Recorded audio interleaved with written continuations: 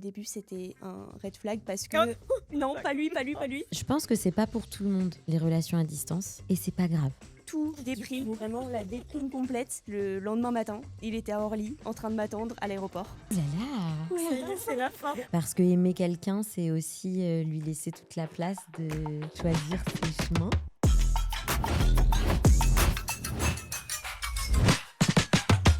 Bonjour à toutes et à tous, bienvenue dans 20 mètres carrés, un podcast proposé par le fonds de dotation Wise by Uxco Group. Je suis Anouk, je suis très heureuse de vous retrouver pour ce nouvel épisode. 20 mètres carrés, c'est ta vie, ton appart, tes galères, ton podcast. Aujourd'hui, je suis accompagnée d'Inaë et d'Ophélie. Vous allez bien ? Oui. Très bien. Parfait, j'adore quand les invités ils sont déjà à l'aise dès le début. J'adore ça. Surtout qu'aujourd'hui, c'est un sujet très large mais passionnant, puisqu'on va parler d'amour, amour avec un grand A, mais plus particulièrement de l'amour pendant les études supérieures et aussi de l'amour à distance. On va y revenir, mais avant ça, avant de rentrer dans le vif du sujet, est-ce que vous pouvez vous présenter ? Alors du coup, je m'appelle Ophélie, je suis actuellement étudiante en Master 1 de droit en région parisienne et je suis en relation à distance aussi à côté. Ça fait 4 ans du coup que je suis en relation à distance. Donc, tu vas avoir beaucoup de choses à nous raconter. Beaucoup. Et toi, Inaë ? Et moi, je suis Inaë, je suis la cofondatrice et la directrice générale d'En Avant Toutes, qui est une association qui travaille beaucoup sur l'amour, dont on dira plein d'autres choses dans le podcast. Ophélie, je me tourne vers toi. Depuis combien de temps es-tu en couple et depuis combien de temps tu entretiens une relation à distance ? Alors les deux sont similaires parce que ça fait quasiment maintenant 4 ans que je suis en relation tout court et en relation à distance. En fait, on a toujours été en relation à distance, donc quasiment 4 ans là. Et tu peux me parler un peu de votre rencontre ? Comment vous êtes rencontrés ? C'était quoi un peu tes green flags et tes red flags, si tu en avais ?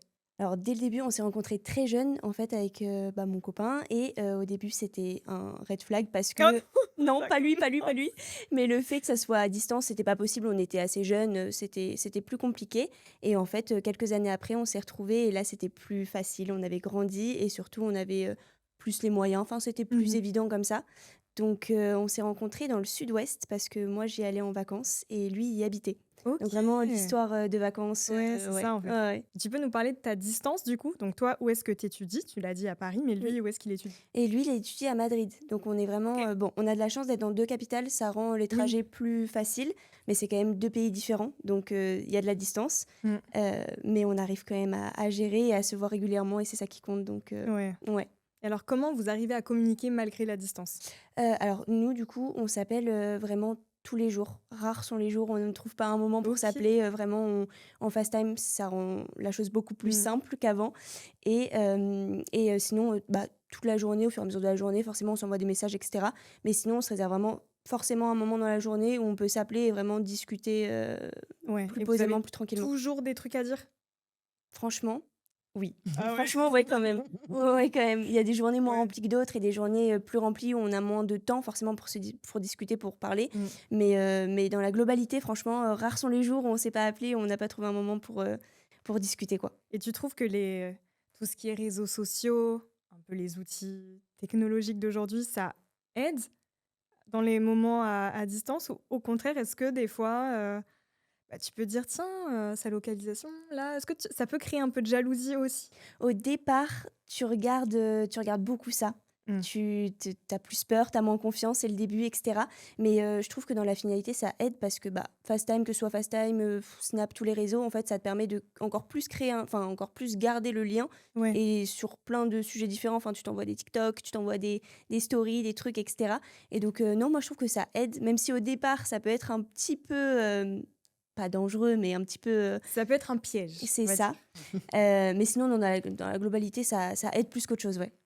Et puis finalement, comment tu arrives à gérer tout ce qui est, tu l'as dit, confiance, jalousie ? Est-ce que ça, c'est vraiment avec le temps ou est-ce que des fois, tu arrives à te dire, là, il faut que j'arrête C'est vraiment avec le temps. Je pense que ce soit dans une relation à distance ou dans une relation normale, au départ, c'est toujours compliqué. Enfin... ça dépend des profils, etc. Mais au départ, c'est toujours plus compliqué. La confiance, elle n'est pas encore bien installée, encore plus à distance, parce que du coup, il y a le facteur qui fait que si la personne ne fait pas d'efforts ou tu ne sais pas où elle est parfois, Donc au départ, c'est compliqué, mais au fur et à mesure du temps, en fait, tu apprends à avoir plus confiance et tu te rends compte que en fait, si tu n'as pas confiance dans une relation à distance, ça peut vraiment C'est pas ça. durer parce que c'est plus étouffant qu'autre chose pour les 2 personnes Mmh. et c'est pas sain du tout donc je pense qu'au début, ouais, il y a un peu ça qui rentre en jeu mais au fur et à mesure, on a vraiment réussi à se détacher complètement. Enfin, moi, j'ai 100 confiance, lui aussi et puis de toute façon, on a nos localisations, on a tout et Oui. il y a plus du tout, de sujet là-dessus. Enfin, OK, vraiment, ouais, ouais, ouais, c'est ouais. ça. Parce que ça peut aussi créer une certaine, paranoïa, à psychoter, à toujours se dire: «Qu'est-ce qu'il fait? En fait Quand? Avec qui?» et c'est ça et tu peux pas en plus, enfin, quand il y a un problème, même une dispute ou quoi, tu peux pas aller voir la personne et il y a pas de contact physique donc Ouais, ça carrément. rentre aussi en jeu et tu peux pas, oui, juste aller voir la personne, discuter face à face donc c'est plus compliqué mais en fait, tu te rends vraiment très vite compte, tu dans une relation qui est pas à distance aussi, que c'est pas du tout sain Bah, c'est ça, et que vraiment c'est un blocage, enfin, pour toute relation, faut pas s'arrêter à faut ça. pas faire ça. Non, faut pas Ne faire faites ça. pas ça. Est-ce que vous avez mis en place des petits rituels à distance, des petits trucs que vous faites quotidiennement, tu l'as dit, Heu session révision? C'est ça. Souvent, quand on a des examens, on révise ensemble. C'est plus motivant. Et sinon, on essaye toujours, toujours, toujours d'avoir une date à laquelle on se revoit aussi. Ça, c'est pas vraiment un rituel enfin, Oui, quotidien, oui, oui. mais c'est hyper important parce que du coup, tu te projettes beaucoup mieux en fait dans ta relation et tu sais que quand tu quittes la personne, même si ça reste encore hyper compliqué au bout de 4 ans, bah tu sais que tu vas la revoir dans 1, 2, 3 semaines. Donc ça, c'est hyper important aussi pour nous. Et sinon, bah vraiment de s'appeler quotidiennement. Moi, j'aime trop, envoyer des photos toute la journée, Ouais. c'est ouais, ouais, ouais. Au moins, tu visualises encore mieux la personne, ce qu'elle fait, où elle Mmh. est et ouais, En fait, tu alimentes quand même votre relation avec des trucs du quotidien c'est ça. pour faire comme s'il était là. À chaque fois, quand vous voyez, vous vous dites: «Tiens, dans X temps, on cale la date et on se revoit». C'est ça. Bah, en fait, avec les études, c'est quand même assez pratique parce que du coup, on a souvent nos emplois du Mmh. temps. Donc, on peut fixer une date à laquelle. Puis moi, je suis assez organisée là-dessus. Comme ça, je sais que bah, on prend les billets aussi à l'avance parce qu'il y a aussi bah, un coût Le coût financier, financier, forcément. ouais, carrément. Et donc, bah, souvent, on économise aussi un peu. Et en fait, c'est surtout ça. C'est surtout mental de se dire bon, bah, Ouais. ok, on sait que là, on se retrouve et qu'on a tant de temps ensemble. Bah, c'est cool aussi de se dire: «Tiens», tu sais, tu marques sur ton calendrier, tu te dis, en fait, c'est X temps, mais finalement, tous les jours, tu coches la case et tout. Non, C'est c'est ça, pas mal aussi. hâte. Ouais, Ouais, ouais, c'est ça. C'est un peu un calendrier de l'avent. Tu vois? ouais, Genre, c'est c'est chaque clairement jour un ça. Et à décompte. chaque fois, ça recommence. Et Ophélie, est-ce que tu aurais une anecdote sur votre relation, un truc qui s'est passé, justement dans votre situation à distance que tu aurais envie de nous partager? Et ben c'est je crois que c'était vraiment le premier mois parce qu'en fait, on s'est mis ensemble et ensuite il y a eu toutes les vacances d'été qu'on a passées ensemble Oui, et le oui. premier mois à la rentrée, on rentre, enfin je rentre, chez moi, voilà. Fin des vacances, fin Fin du des soleil, vacances, rentrée, ah mais tout du déprime, coup. vraiment la déprime complète et en fait, je l'appelle et je lui dis: «Mais ça va pas du tout là, vraiment ça va pas du tout. Ça a Ça pas fait l'air. un jour mais ça va pas, je ne tiens déjà pas» et en fait, le lendemain matin, il était à Orly en train de m'attendre à l'aéroport donc Ah, ouais. et ça, tu le savais ou c'était surprise? Alors, il me l'a dit le soir, mais il a réservé son billet. Je l'ai appelé à 22 heures, à 23 heures, il avait pris, ses billets et le lendemain à 9 heures, il était à Orly, quoi. Et en Ouais. fait, je me suis dit: «OK, ça va, je suis pas seule, il est motivé, enfin, il est Bah, motivé, il oui. est carrément là, quoi, il est carrément Ouais. présent» et ça, c'est l'une des plus belles anecdotes parce que vraiment, dès le début, en fait, ça a renforcé la confiance que j'avais en Mmh. notre amour, en notre relation Oui, ouais. et c'était incroyable, enfin, c'était trop bien. Et toi, Inaë, est-ce que tu as déjà vécu une relation à distance? Bah, d'entendre tout ça, ça me fait penser à 2 choses et une, qui est un petit peu différente, mais finalement, je trouve que ça fait vraiment écho. Moi, j'ai la chance d'avoir une double culture et ma famille est entièrement au Brésil, qui est quand même extrêmement loin. Extrêmement loin, ouais. Et c'est, tout cet amour familial, c'est aussi un amour qui se construit, qui s'entretient, Mmh. qui se nourrit et ça demande, d'avoir des routines, ça demande de se partager des choses, ça demande de savoir, faire du lien, ça demande de savoir s'appeler pas que quand ça va mal, Mmh. ça demande plein de choses différentes et je pense que les relations amoureuses à distance, sont aussi, un bel apprentissage pour les relations familiales à C'est distance clair.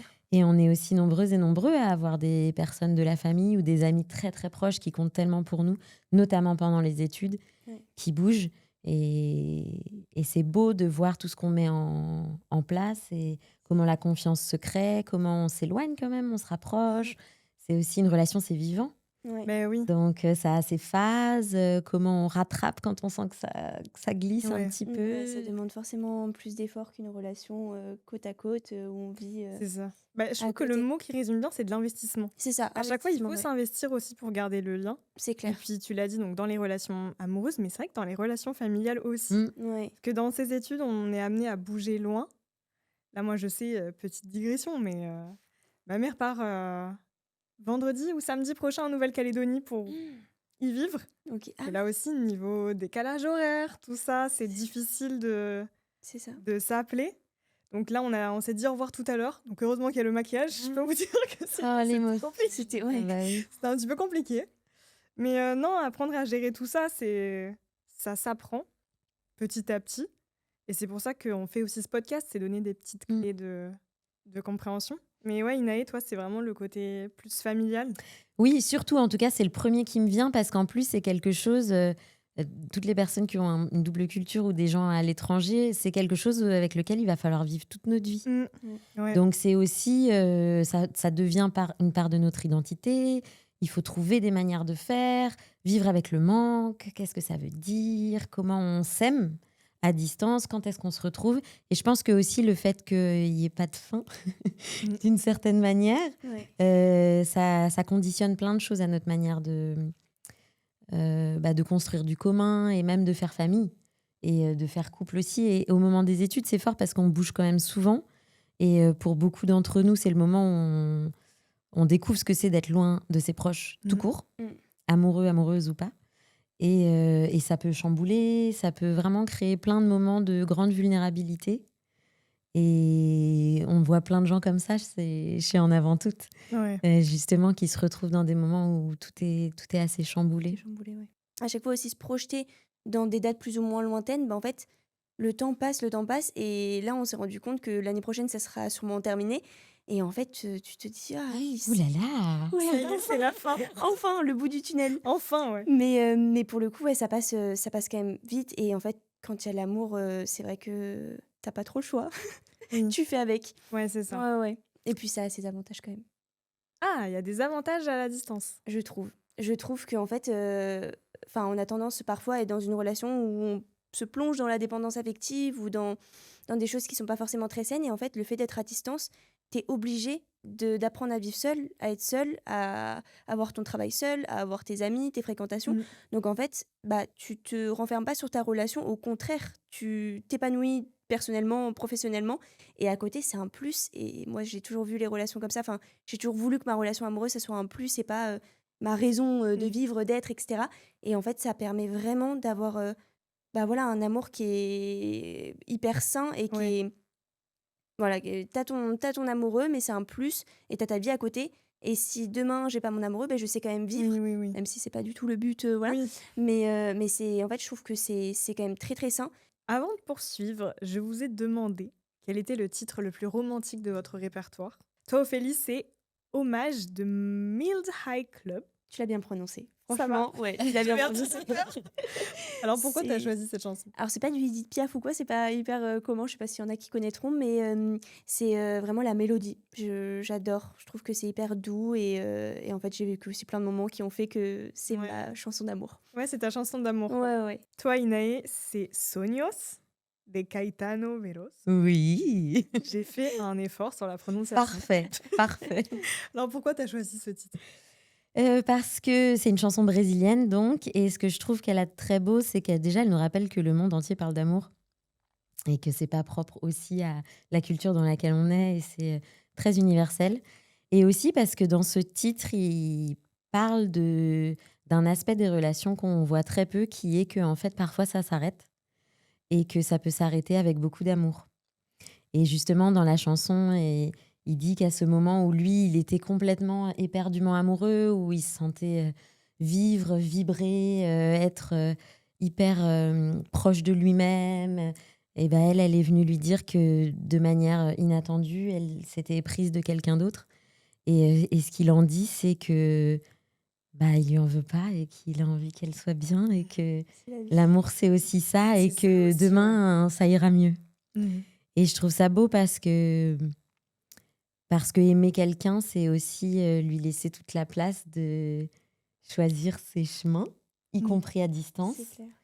Et même si ces chemins, au final, on n'en fait plus vraiment partie.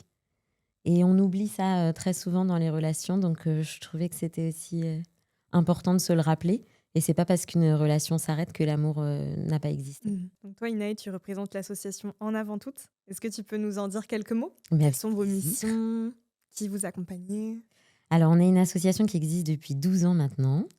Et notre grand objectif, c'est de travailler sur l'égalité des genres, dans l'égalité entre les femmes et les hommes, et aussi de prévenir au maximum les violences qui peuvent exister. On a une association qui croit en l'amour, qui prône l'amour, les belles amours.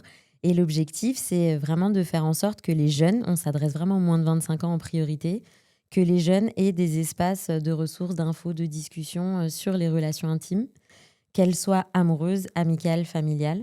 Et pour ça, on a créé, il y a un moment déjà, une plateforme qui s'appelle commentonsaime.fr. Et commentonsaime.fr, c'était vraiment l'idée de se dire, aujourd'hui, quand on a une question qui est considérée comme intime, elle peut vite être considérée comme gênante, ou il peut y avoir une pudeur, du tabou, de la honte.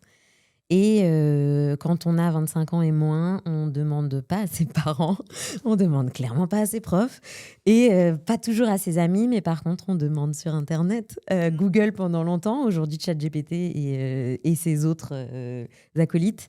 Et l'idée, c'était vraiment de faire en sorte que sur Internet, on puisse trouver des informations qui soient bienveillantes, qui ne soient pas sexistes et qui soient positives.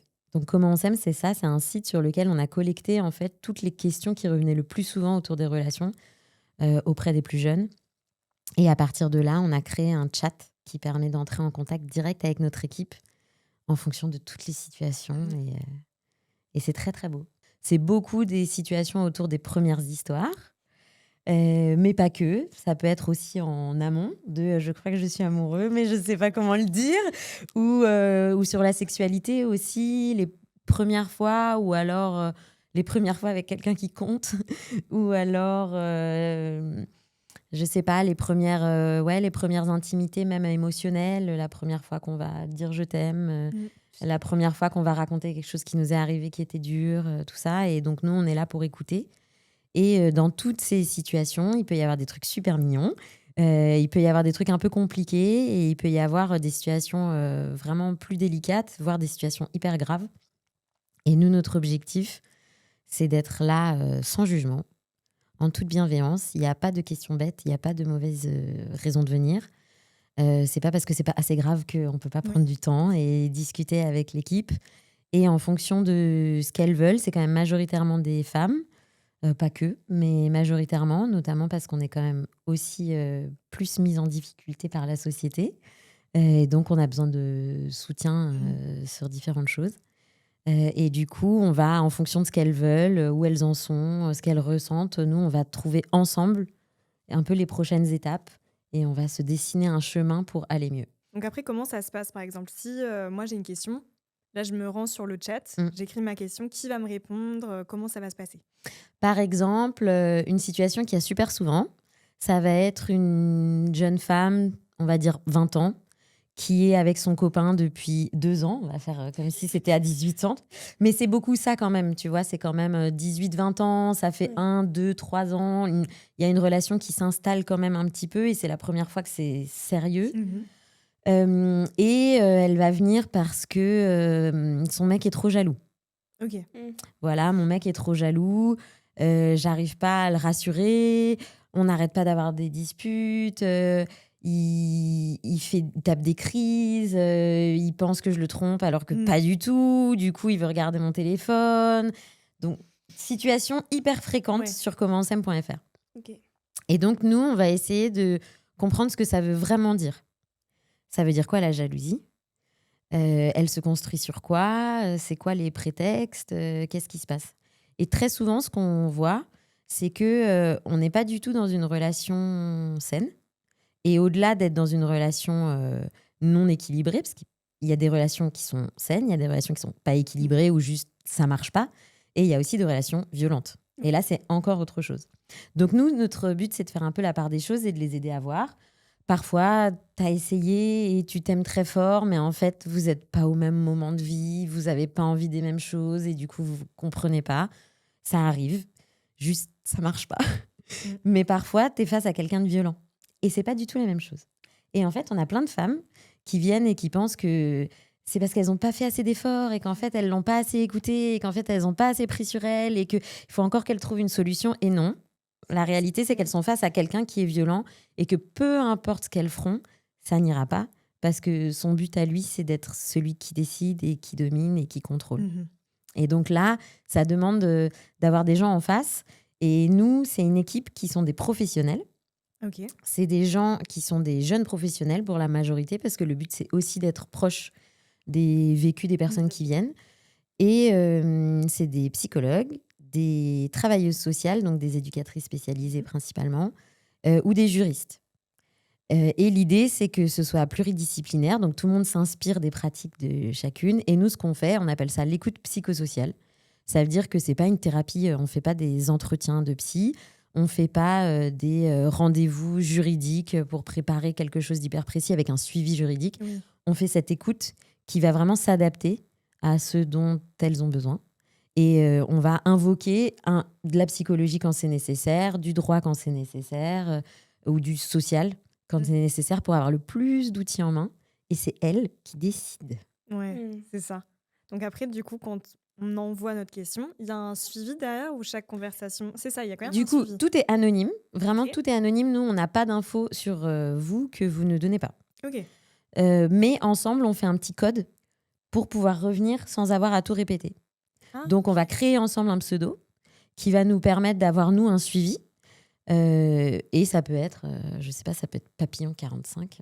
Enfin, vraiment, vous choisissez. Ou ça peut être votre prénom, peu importe, c'est vraiment libre choix. Et à partir de là, nous, en interne, on va avoir une petite fiche d'information qui va permettre aussi de revenir quand vous voulez. Et peu importe si c'est pas la même personne. D'accord. Parce qu'on a une équipe, donc il y a une dizaine de personnes qui répondent au chat. Et aujourd'hui, c'est ouvert de 10h à minuit, du lundi au jeudi. Et les vendredis et samedis, c'est ouvert de 10h à 21h. Et donc, vous pouvez venir à n'importe quel moment de la journée, que ce soit pour parler 10 minutes, 20 minutes, 45 minutes. Généralement, on est sur une moyenne de 45 minutes. C'est ce qu'on pose ensemble. Et il y a des personnes qui viennent une fois, c'est bon, ça a répondu à leur truc, elles ont baissé leur stress, elles ont dit « Ok, c'était pas moi le problème, je comprends mieux, ouf !» Il y en a qui viennent et ça les fait cogiter, et du coup, elles veulent en discuter avec lui, elles en discutent, mais en fait, elles sont pas très satisfaites de leur réponse, donc elles reviennent pour voir si c'est pas elles qui en font des tonnes, parce qu'en fait, il a dit que quand même, elles étaient très dramatiques, et donc on repose le cadre et on voit ensemble ce qui s'est passé. Et il y en a qui viennent 5, 10, 20 fois, généralement parce que les situations sont complexes. Donc, par exemple, on peut vivre des violences de quelqu'un avec qui on habite dans une ville où on connaît personne. Ouais. Au moment des études, parfois, on bouge de ville et on était en relation à distance. Et en fait, on va dans sa ville à lui, et lui, il a ses potes, et lui, il a sa famille, et lui, il connaît des gens. L'isolement aussi. Et nous, on connaît personne, et tout d'un coup, notre vie, ça devient sa vie. C'est ça. Et notre identité, elle disparaît dans la sienne. Et c'est ça aussi qui fait que l'emprise, elle s'installe et que ça devient de plus en plus difficile, exactement ce que tu disais, de s'épanouir par des moments où en fait juste il n'est pas là. Ouais. Et c'est que nous, et c'est notre estime, et c'est notre joie, et c'est nos idées, nos envies, etc. Comment, selon vous, savoir si c'est la distance le problème ou si c'est juste la relation? Je pense que les relations qui sont malsaines, qui sont déséquilibrées ou qui sont violentes, elles le sont, que ce soit la distance ou pas. Et donc, il y a un facteur que moi, je trouve super fort pour un peu doser de sa relation, c'est le facteur de la peur. Et en fait, quand on a peur dans une relation, c'est qu'on n'est pas dans la bonne relation. Et on a plein de peurs dans nos vies. Hein. On peut avoir peur d'être seul, on peut avoir peur de ne pas être aimé. Enfin, c'est normal, ça, c'est des peurs qui peuvent nous appartenir. Mais si en fait on a peur de sa réaction, si en fait on a peur de ce qu'il va dire, si en fait on a peur de comment il va réagir s'il sait que, là on est dans un espace qui est super nocif pour nous, que ce soit à distance ou à proximité. Et tout à l'heure, je trouvais super beau ce que tu disais justement sur votre relation, parce que en fait on peut vivre dans la même ville et créer moins de liens que ce que vous êtes en train de faire. Et on peut être dans le même bahut et pas être en confiance l'un avec l'autre. Parce qu'en fait, ça se travaille, peu importe où on est. Et peut-être que la distance, ça oblige juste à le faire plus vite. C'est ça. Parce qu'en fait, s'il n'y a pas ça, peut-être que ça tient moins longtemps. C'est ça, je pense que ça se remarque aussi plus vite parce que du coup, l'investissement est plus énorme, plus grand, dans le sens où, voilà, est-ce que, par exemple, nous, les billets, c'est partagé, il y a tout un tas de choses qui font que ça se ressent assez rapidement. Et quand la personne te calcule pas trop, t'envoie pas de messages de la journée, te laisse en attente, etc., ça, déjà, pour moi, c'est pas très sain. Et en une phrase, si vous pouviez donner un conseil à quelqu'un qui va s'apprêter à vivre une relation à distance, qu'est-ce que vous pourriez lui dire vraiment en quelques mots, les essentiels? Moi, je dirais, alors c'est peut-être un peu paradoxal, mais peut-être de s'en détacher justement un peu. Enfin, en tout cas, de prendre justement, comme je le disais tout à l'heure, le temps qu'elle a pour soi, pour elle. Mmh. Enfin, je parle pour une fille du coup, mais pour lui aussi, de vraiment se concentrer sur soi et de voir, comme ça devrait l'être aussi dans une relation qui est pas à distance, mais de voir toujours ça comme un plus. Et voilà, De se centrer sur soi de se centrer sur en soi. priorité quand même. Parce que En- si on n'est pas en osmose avec soi-même, déjà dans une relation à 2. C'est ça. Il faut être bien avec soi-même parce que sinon tu seras pas bon ou bonne pour la personne en face de Mmh. toi. Et c'est hyper important de déjà soigner aussi ses mots pour que ça marche. Et encore plus dans une relation à distance où tout est encore plus, Ouais, c'est plus. décuplé. Ouais, c'est vraiment décuplé. Le manque est décuplé. Du coup, la joie est décuplée, l'amour est hyper décuplé. De toucher les mains de la personne, c'est encore plus décuplé parce que tu les as pas touchées depuis Ouais. 2 semaines. Enfin, tout est décuplé et donc il faut que tu sois bien avec toi et pour que vous soyez bien ensemble, quoi. Je suis tout à fait d'accord avec tout ce que tu viens de dire et du coup peut-être pour ajouter sur un autre aspect, je pense que c'est pas pour tout le monde les relations à distance et c'est pas grave. C'est pas grave et peut-être que ça nous fait pas du bien et peut-être que nous on a besoin d'être physiquement présent, présente et si ça marche pas, ça arrive. Et peut-être du coup on a quand même tendance à rester beaucoup trop longtemps dans des relations qui nous font pas du bien. Mmh. Notamment les femmes, parce que c'est comme ça qu'on est éduqués aussi. Et donc, j'aurais envie de rappeler que quand on est dans une relation qui n'est pas bonne pour nous, on n'a pas la place pour une autre qui serait bonne pour nous. Et l'avoir en tête, c'est aussi important. Merci les filles d'avoir été avec nous pour Merci. cet épisode. Ophélie, où est-ce qu'on peut te retrouver? Parce que tu as aussi une casquette de créatrice de Oui, contenu. c'est vrai. Je partage un Ah, peu mes études et mon quotidien sur super. TikTok notamment. Donc, avec grand plaisir, ouais, je vlog beaucoup et je partage mes études, mon quotidien et ma relation à distance aussi un petit peu. Donc, Aussi. Donc sur TikTok et sur Insta peut-être? plus sur TikTok, TikTok? mais sur Insta, enfin, plus sur TikTok. Ouais. Ça marche. Et Inaë, en Et, avant toutes. et en avant tout, sur Internet, sur Insta, on fait plein de choses et plein d'événements et plein d'outils de sensibilisation et plein de choses très très drôles parce que on pense que pour bien s'aimer aussi, il faut savoir bien rigoler. Donc, n'hésitez pas à suivre sur les réseaux et comme ça nous gardera en lien pour toutes les prochaines aventures. Et il y en aura plein. Il y en aura plein à suivre. Et merci à vous d'avoir regardé et écouté ce podcast. N'hésitez pas à vous abonner sur YouTube et sur toutes les plateformes de streaming audio. On est aussi disponible sur Instagram et sur TikTok. Nous aussi, on fait des petits TikTok, allez voir ça.